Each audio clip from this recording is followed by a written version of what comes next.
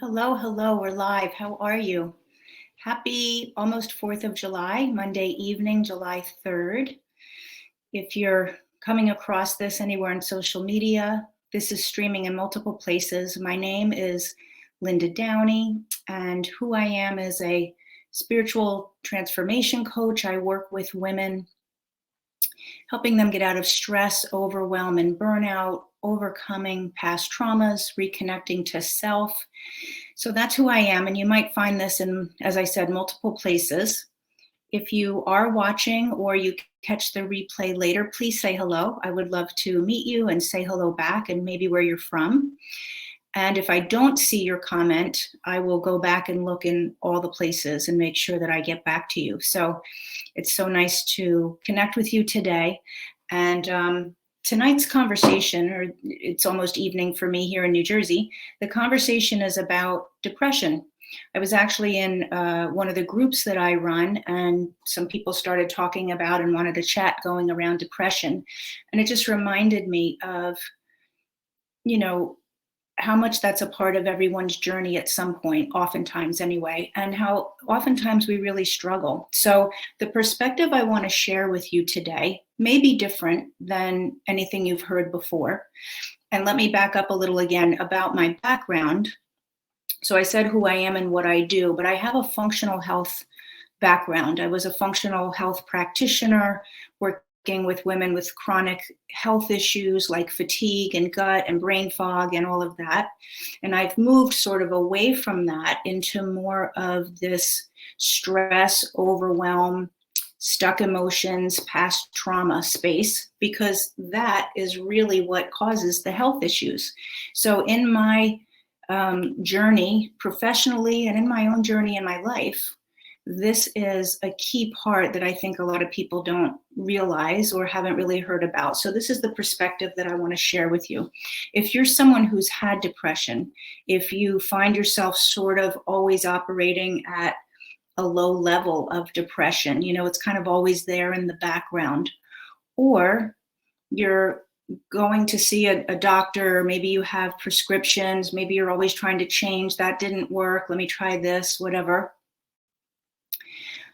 I want you to think about what's in the background of all of that. So what I'm going to share with you is from some training and coursework that I've done with Dr. Gabor Mate, who I reference a lot because I think he's phenomenal. If you've never heard of him, Dr. Mate, M-A-T-E, you can find him on YouTube and Instagram and all over the place. He's just a wonderful, kind expert with multiple books that he's written. He's really considered an expert in the field of trauma and addiction, and he often talks about depression. So this first part that I want to share with you is really from his training that I've taken. And he talks about, think of when you depress something. When you depress something, like you hold it down, right? That's what we do when we depress. We take our finger and we hold something down. We don't allow it to rise up. And so depression really is the result of having held down your true authentic self. I know that you can find blood work that will say you have chemicals that are out of balance. And I know that maybe medications are what you've done in the past. And I'm not saying to stop those, but I'm just saying to look at what caused that out of balance in the brain and that nervous system response.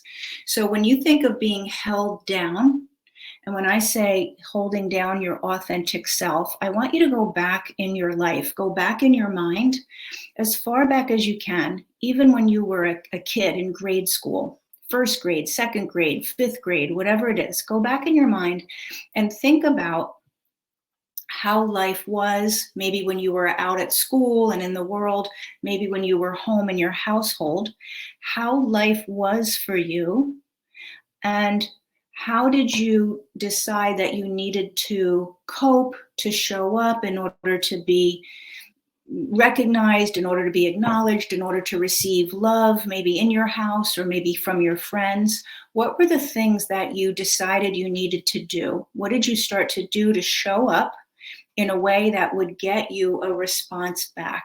Okay, so sometimes people work really hard at trying to be the best at something, being like the number one in classes, or doing everything, not only a great student but also a great athlete, and also on the debate team and all the things. Or maybe you decided what you needed to do was be really, really funny. And if you could just be really funny, then the other kids would like you. Or maybe in your house, what you saw would make a difference was if you made everything easier for everybody else. Maybe there was a lot of stress between your parents. Maybe it was a single family household and your mom needed help. Maybe there was anger issues, whatever it was, but you saw that if you could show up in a certain way, that it would make things a little bit easier. Maybe you wouldn't get yelled at. Maybe you'd feel like people liked you more. So you started to do that. And there's nothing wrong with that, okay? But over time, if you look at depression, holding something down so it's not allowed to rise up, right? Keeping it pressed down, and you think about your true, authentic self, like who you really are, if that gets pressed down and not allowed to express itself because you saw this way of being and coping worked, over time it becomes a huge burden. And so the work that I do with people has a huge component to it of spirituality, reconnecting to our spiritual self. Because what happens is when we take on behaviors like that and we start to see that there's a way I need to be that's not in alignment with myself, but if I be this way, life is going to be easier somehow, or I'm going to get some outcomes that I want somehow, so I'm not going to be my true self, right? That's a disconnect from your spiritual expression. You're doing your people life, your human life, but your spirit is not being expressed. So the work that I do has a lot of components to it around connecting spiritually and also energetically. What's happening energetically in your body? So looking at those chemicals, the brain chemicals, and how they get out of balance and requiring a medication to try to balance them. How does that happen? So energetically, if this is a new conversation to you, again, whether spiritual and energy may be very new, right? So just let me give you a little bit of a background. Everything that we are, even though we look like a solid mass of, human being, what we really are is energy. In order to have this human body be alive and to keep breathing every day and to have your physical experience requires energy to move through your body. Now, all parts of your body, all of the organs of your body, all of the systems of your body, each require their own energetic frequency. They each require a certain energy, a frequency, which means the speed that the energy moves through. They all require what's particular to them. When we are not expressing our true self, when we are holding, when we are depressing who we authentically are, we change that energetic frequency. There's an energetic change in our actual tissues of our body. Okay? So when you're taking things like medications or going to therapy or trying to do all of those things to help alleviate the depression, those are two places that if you're not aware of and you're not doing that kind of work, the depression's going to keep coming back. You're not going to get where you want to go because the energy frequency is not being moved out and restored to what would be normal for the tissues of your body. The energetic frequency of how your body wants to function. It's actually like a third circulatory system, right? So we have blood, that's a circulatory system, the way our blood moves. We have our lymph, which is another system to move toxins out. And we have our energetic system, circulatory system. You can't see it the way you can see blood and lymph, but it's there.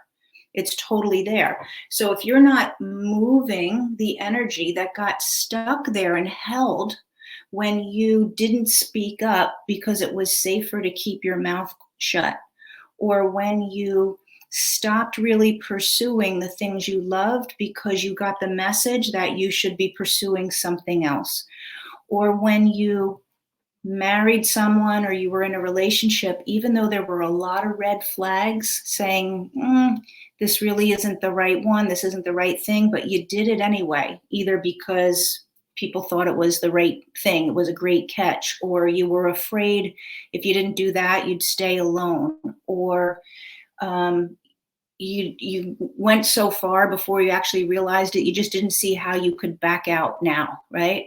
Or you've been in a marriage and it hasn't been what you've wanted it to be. You haven't been allowed to to express yourself. You haven't been heard. And that's been going on for 30 years, right? All of that is depressing down who you really are. And your physical body has no choice. It has no choice but to take on the symptoms of that depression. When you hold down your spirit, when you block the expression of yourself, expression rather than depression, right? When you block your true expression, and when you change the energy that's moving through your body and not allowing your tissues to be in the energetic frequency that works for them, your physical body has no choice but to get depressed. So that is a perspective from Dr. Gabor Mate. That was the first thing that I wanted to point out. When you think of the word depression, think about holding down under your thumb who you really are, what your spirit and your soul is here to share with the world, what you would speak up if you felt like you could, what you would say, what you've been holding in your body since you were very little. Maybe it happened later in life, but for a lot of us, it happens when we're pretty young. And so it's a long time in there, and the physical body just can't do it anymore. Your physical body is an expression of your spirit and your energy. It's an expression of that. Your physical body, how your body feels, what your physical circumstances are in your life, is the expression of your spirit, how connected you are to your spirit, and how well your energy is moving, how the energy frequency that you live your life on, what's the frequency that your soul is experiencing. That's all what your physical body is telling you. So when that's happening, your physical body has no choice. It doesn't matter what medication you take. That's just going to help with the symptoms for however many hours it helps with the symptoms until you need another pill. Okay? You're not going to change anything in your physical body. The second thing then that I wanted to point out, keeping all of that in mind, is, again, think of the word depressed, depressed. And what really needs to happen as part of shifting that energy and part of returning to your true spiritual connection is, this is going to be a play on words, deep rest. Deep rest. And I didn't make that up. I heard that somewhere too. Okay. But depressed means I need deep rest from the inauthenticity that I've been carrying and trying to put out into the world. I'm not saying it like you're a bad person. That's not the point. Okay. I'm saying the inauthenticity of my true self that I've decided was the only way I could survive in this world, the only way that I could feel safe, the only way that I could feel acknowledged, the only way that I could get love, whatever it was, whatever I had to do inauthentically to me has now so exhausted me. I need deep rest. I need to put that burden down. That's what depression is telling you. I need deep rest from the burden of holding that inauthenticity. I need deep rest from the incorrect energetic frequencies, the frequencies of shame, of guilt, of unworthiness, of not feeling lovable. Each one of those emotions has its own frequency.